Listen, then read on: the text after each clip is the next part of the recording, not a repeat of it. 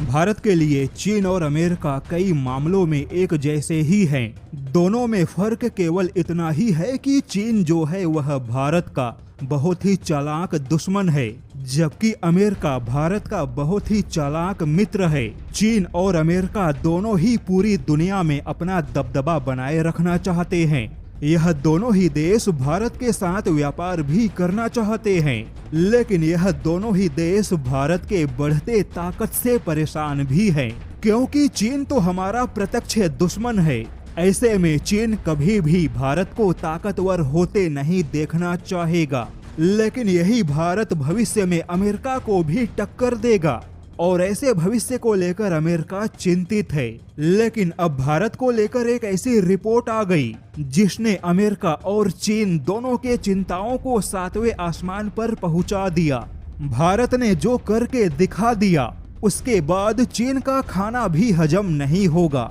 दरअसल भारत के मजबूत होते सप्लाई चेन को लेकर बहुत बड़ा खुलासा हुआ।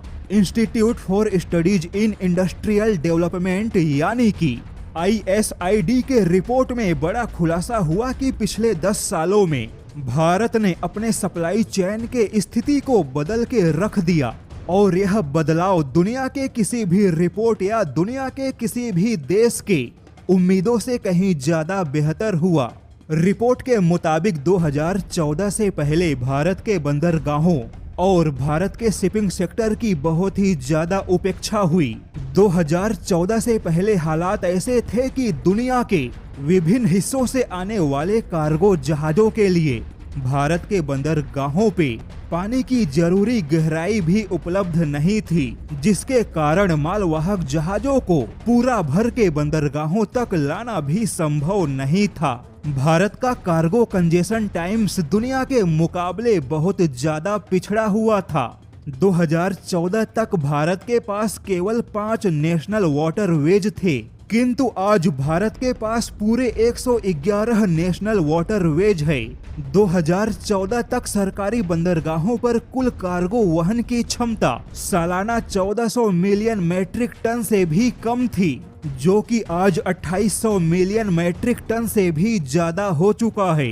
पहले भारत के बंदरगाहों पर किसी भी मालवाहक जहाजों को बर्थ मिलने में कम से कम 48 घंटों का समय लगता था, लेकिन अब यह काम केवल 18 घंटे से भी कम समय में हो जाता है।